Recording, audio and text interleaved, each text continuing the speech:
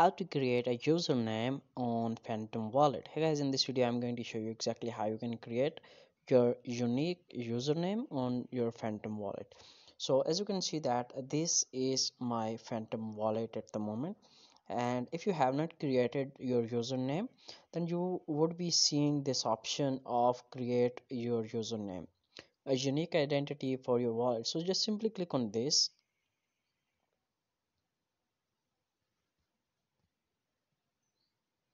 and now you can see that you need to click on this continue button, and here you need to choose your name.